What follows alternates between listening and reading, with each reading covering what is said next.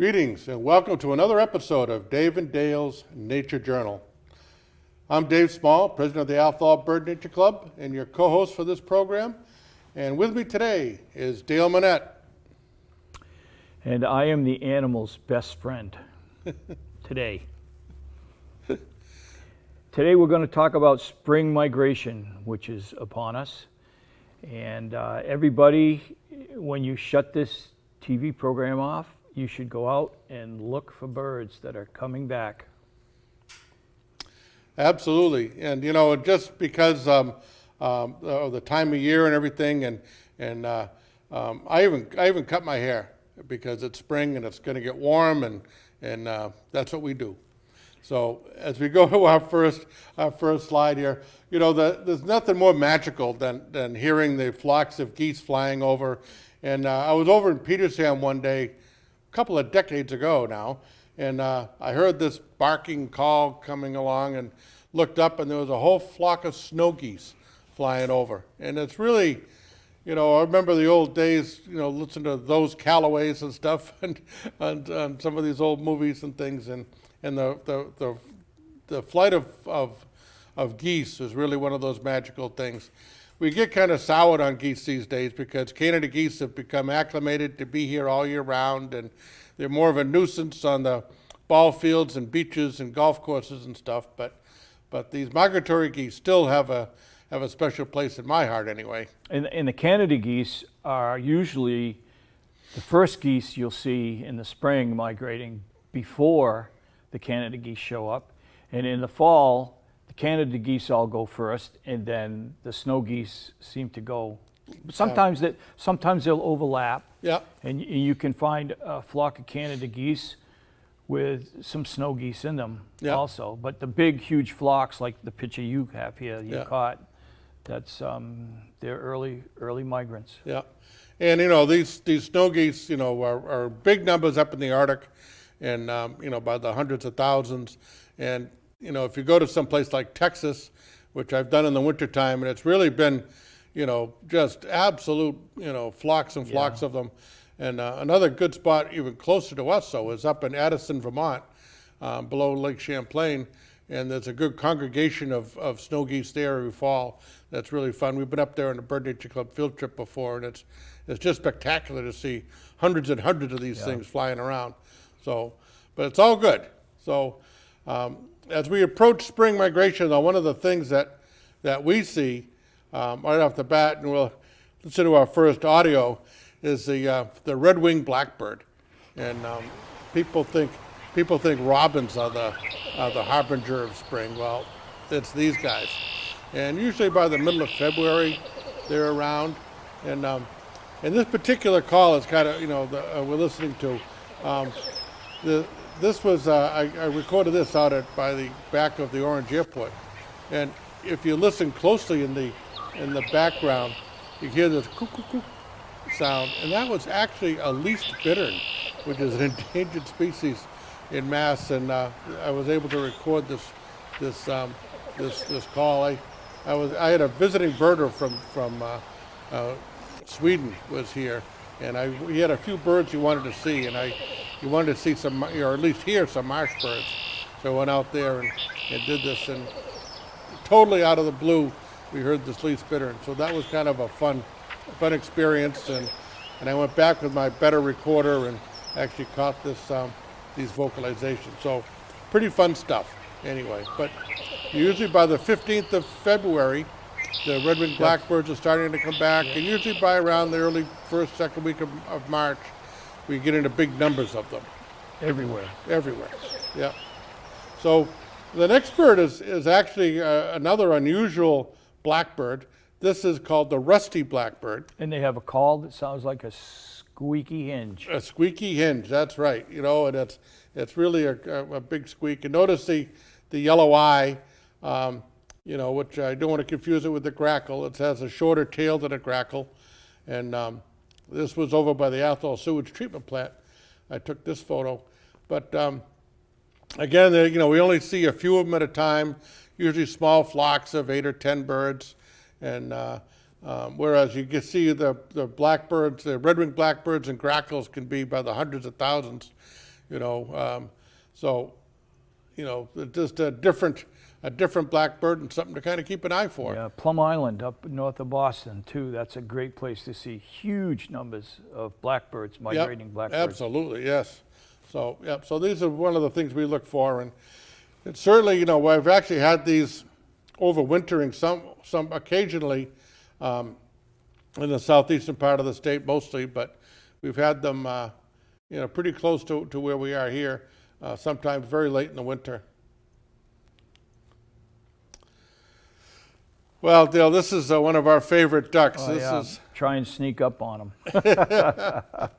Yeah, this is the male wood duck, and the females and most all the ducks are much more drab and quiet, except that the female wood duck is the one that makes all the noise. Yeah. If you kick one of these up, there's a very very loud wailing noise but she's making all the noise. Yeah. And he's just there looking good. Yeah. And I was actually, Dave, I was waiting for moose in a pond in the Quabbin. Somebody had told me that there was a moose in there, and I was up in the woods, and all of a sudden this male wood duck popped up on this dead part of a tree that was in the water right in front of me, and the light was beautiful. So far be it from me to turn down a picture of a wood duck. Yeah, that's for sure. Yeah. So no, this is good, and really, in this, anytime we start to get the ponds opening up at all, and a lot of times we go down to Branch Bridge and start to see, some waterfowl. These are the times that we're trying to push this spring coming at us. So we take anything we can get. Our next picture is of the male hooded merganser, and again, what a gorgeous bird. And these will be here. They'll overwinter down at the Barton's Cove or the Power Canal down at Turner's Falls. Yep. I was there the other day. There's quite a flock of them down there now. Yeah, and they're pretty spectacular with their hoods raised, and we really do see a lot of these as the ponds start to open up. Yeah. And they breed in the same boxes that wood ducks use. So they're cavity nesters, and it's really neat to see them. The female of this particular duck is light brown, and it looks like it's having a bad hair day. And here you can see on this slide, there's a couple of females in there. There's 3 females and 2 males. Yeah. Yeah, and the males have the white patch on the head, and the females just have that brown, kind of bad hair day look to them. And they're really kind of neat to watch. Silver Lake, believe it or not, I took that picture in Silver Lake. That's one, you're correct. Silver Lake actually has a very nice period of time in the spring and the fall that has really good, ducks popping in there. I've had wood ducks. I've had, the hooded mergansers, mallards. Ringneck ducks. Ringneck ducks drop in there. I actually had an old squad dropped in there once. Excuse me, long-tailed duck. Yeah. They changed the name. But anyway, so Silver Lake's another good spot early and late in the season to actually see quite a few things up close, because you can get, they're pretty acclimated to people, and it's pretty cool stuff. So, but anyway, this is the hooded merganser. Yeah, this is the other one you just mentioned, the ring-necked duck. And, when they named these things, of course, it was all named by people like Audubon and stuff that actually shot the birds and had them in their hand. And the ring on these ring-necked ducks is actually a maroon band around the neck. It's almost invisible unless the light has to hit it perfect. Yeah. Right. But the scientists that named these things actually had them in their hand. So we have that same thing with red-bellied woodpecker. Yeah. If you don't think about it as being a field mark at all. Yeah. But these ringnecks are actually down at Branch Bridge. Yeah. And that's a great waterfowl spot. And there are times that you can get several hundred ducks right there off the causeway at Branch Bridge of several species. A lot of golden eyes are over there at the same time as these ringnecks. And again, hooded mergansers and common mergansers and many other species will be there. That tends to open up, the water at Branch Bridge tends to open up earlier than most of the other ponds. So the early migrant ducks really like to flock in there. Yeah, the road is pretty bad though. You have to really watch it when Yep. if you drive in there early in the spring. Yep, yep, and it's, yeah, there are times too after heavy rains that the road's flooded over and Yeah, stuff, but, yeah, but it is a good place to, you know, even if you walk in from the New Salem side, it's pretty good to get in there. Yeah, so this is, out at Hunt's Cornfield that, you took this photo, Dale. Yeah, that was last fall, and they were way on the backside. Somebody had given me the heads up that they were there, and I went down with a 500 millimeter lens, and this is one of the shots that I took. Yeah, and what we're looking at here is the snow geese, which are the all white ones, and the darker ones there with a more mottled look to them are actually the blue form of the snow goose. Yeah, pretty rare to find too, around here anyways. Yep, yep. So this is pretty interesting. Now these, again, I showed you that picture before at the very beginning of the flock flying over, Right. but to actually get them to come in and land in the cornfields is pretty nice for us here. Yeah. But you know, these cornfields do provide a pretty good resource for migrating ducks and geese. As there's, you know, as they chop the corn up, there's quite a bit of spillage involved, and those kernels of corn or whatever are left over, and the birds really do utilize them. Yeah, remember the sandhill cranes that were there? That's absolutely right. Yep. Yeah. Yeah. No, Between Dave and I, we always keep an eye out on those fields, and Yep. really interesting stuff comes in there. Yep. You know, there'll be sometimes you'll see hornlarks or pipits or snow buntings or many other things in those big wide open fields. So, you know, we like to see the Hunt's Farm doing well and keeping their fields going. Right. Yeah, this is one of Dale's shots again. You know, even early in the spring, you know, birds are nesting, and as soon as you get any kind of open water at all, they come back to try to regain their nests. The great blue herons in this picture, they were local, and the great blue herons have a little ceremony they go through when they're nesting. And I had been watching these birds for 2 or 3 years, and I was in there, and it was the second or third day that I had seen them. And the male was actually, this male had it pretty good, because there was a beaver lodge about 150 yards down the pond, and he would leave the nest, he would fly to the beaver lodge and rip sticks off the beaver lodge and fly it back, and he'd present it to the female, which we see on the right, and she would take the stick in her beak, and then she would put it in the nest right where she wanted it, and then he'd take off again. And while I was there, it started snowing.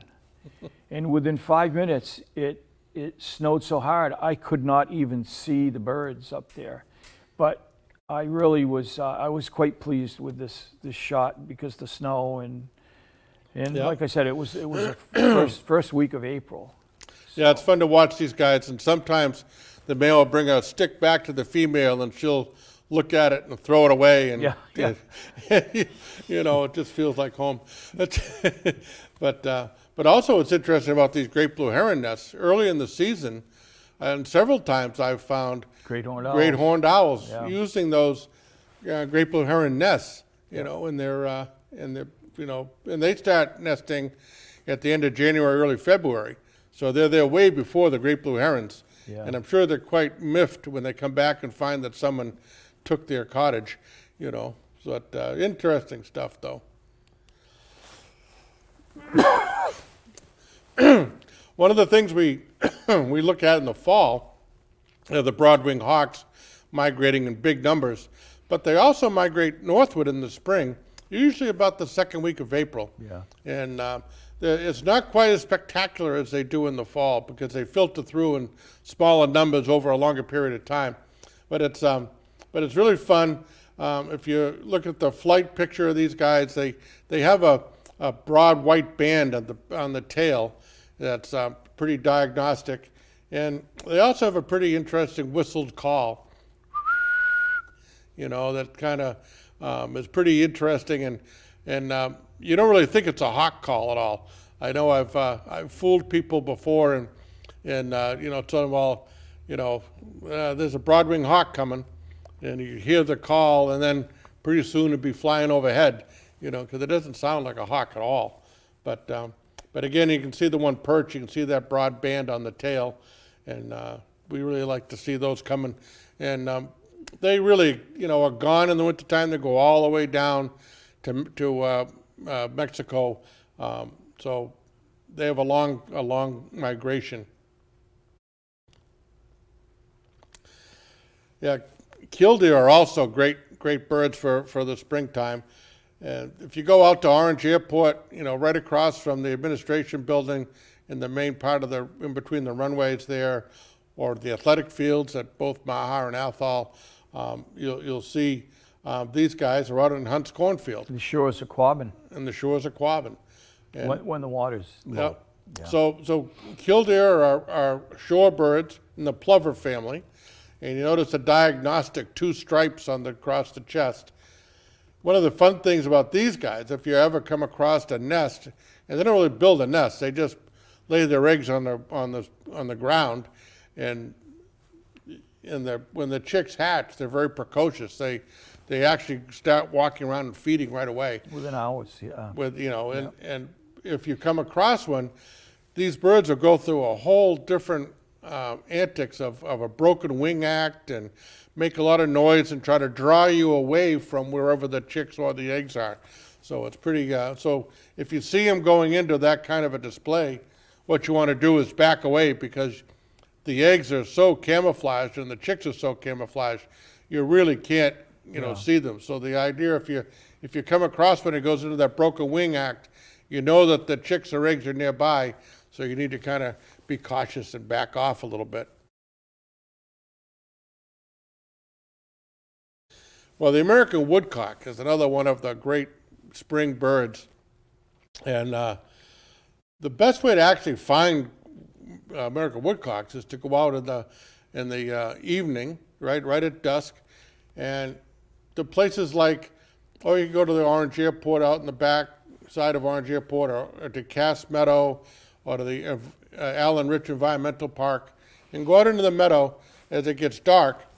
The males will start to do their courtship flights. I've heard reports already this year of woodcocks being in the area. Yeah, here it is. And did you know that these are also game birds, considered game birds? They are game birds, yep. Right. And the big thing about these guys is, when as a kid, I used to go out and find these like up at Tully Dam and stuff, and when they got up in the air, you'd hear them panting. Then they'd go up and do this flight dance, and they'd go way, way, way up in the air, and as they came back down, their wings make a big twittering noise as they come back down. Well, when they were up in the air, we'd kind of sneak up and try to get to where they took off from, and then come back almost to the same spot. So you could actually get relatively close to where they are, Yeah. and really get good looks at them. So it's just really a great spring event to go and do that. And any time from the middle of March all the way up into April, you can get these guys doing their courtship dance. And then sometimes if you're hiking in these areas, you almost step on them. They won't move until you're right there, and Right. then they scare the living daylights They out pop of you right up, when they and blast hunters right know out. that too, because they don't Yeah. move until you're actually stepping on them. Yeah. Yeah, and when you saw the other picture here with it looks pretty bold, but when you see them laying on the ground, they're almost invisible. Yeah. And they've got a real funny walk too. They rock back and forth. They strut. They rocking back and forth and back and forth. We have a very small pond on the side of our driveway, and for 3 or 4 years, we've had a woodcock that shows up. I don't know if it's the same one, but they hang around for 2 or 3 days. It works all the edge of the pond for Yeah. worms, Yeah, and then off it goes. yeah, they use that long bill to probe, for worms and stuff. So that's really cool. Yeah. All right. So Another one of our favorite predators, birds of prey, is the American kestrel. And they're actually falcons. Absolutely, and there are a few nest boxes around. These are cavity nesters. They need a pretty good hole, like a pileated woodpecker hole, to nest in. They're not doing real well, but across the state, where the nest boxes have been put out and are maintained, they're using them, and they're starting to bounce back, or at least not slide as far as they were. So the nest box program for these guys, and it's a big box, the same as you'd use for a wood duck, but we're doing more and more of that as we move along. Yeah, and they feed on grasshoppers and Yeah. real small. Yeah, I've seen them catch dragonflies, yeah. different other, Yep. bigger insects. Yep. Yep, 'tis the season for bluebirds too. I mean, these guys, boy, when we were back in the '60s, you couldn't hardly find one of these guys, and now that we have good populations that are overwintering and nice flocks, and Yep. the bluebird nest box program has been very successful, and so time to keep going with all of that. And they are a thrush. They're related to, they're cousins of robins, Yep. hermit thrushes, wood thrushes. They're actually a thrush. Yeah. So if you get bluebird boxes, the other species you might get, or one of the other species, is actually the tree swallow. And boy, we've heard lots of stuff over the last, year about the insect declines, and how, there's many, many less flying insects. Well, there's also many, many less insect-eating birds.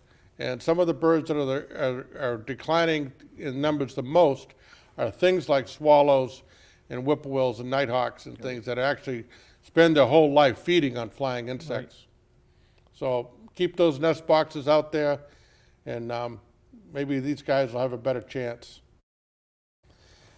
Yeah, this is a good one. The hermit thrush. You took this one, Dale? Yep, this is the first thrush that you usually see in the spring, and you can tell these guys because if you look at this picture, you see it's got the red tail, and it bobs the tail up and down. That's a dead giveaway that you're looking at a hermit thrush. And like I said, they're the first thrushes that you'll see in the spring. Yeah. Yeah, they're pretty cool. We've had them on Christmas bird count sometimes. They'll overwinter if they can find enough to keep them going. And they'll switch to some berries and stuff in the wintertime, as the robins do and the bluebirds do. But so anyway, the early harbingers of spring, this is April really brings us the whole suite of species. And this is a warbler. This is called the yellow-rumped warbler. And it used to be called the myrtle, as it appears at the same time when the myrtle flowers, the plant, the vinca minor. And I like the name myrtle better because it really has a story to it about why they called it that. But a pretty cool bird. And we used to get them in big flocks, and not so much anymore, but they still come, and they will overwinter in many parts of the state, not so much here in the North Quabbin, but they're around and they'll be back early. This is another great warbler. Palm warbler. Yeah, these are palm warblers. There was a flock of them when I took this picture. Here again, my favorite place. I was in a beaver pond early spring, and it so happens many times when I'm in there in the spring, warblers come through in waves. Yeah. And they were everywhere. And one landed in front of me, and I liked the reflection. Yeah. So far be it from me to turn down pictures of warblers. And their calls sometimes I get them confused with not the yellow warblers. See, I'm even confused now. Yeah. The pine warblers. Yeah. But again, fairly early in the migration period, end of April, these things will be around. Another one that I like to find, this is the black and white warbler. It's just black and white stripes, and And, you know, this one acts more like a nuthatch than it does a warbler. The orioles will be coming in. They're kind of loud and gaudy as they come through.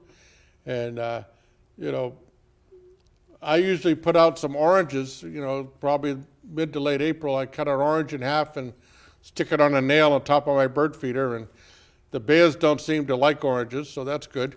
And I've had orioles coming, but you got to get there early when they first come back. And then sometimes I hang right around for a while.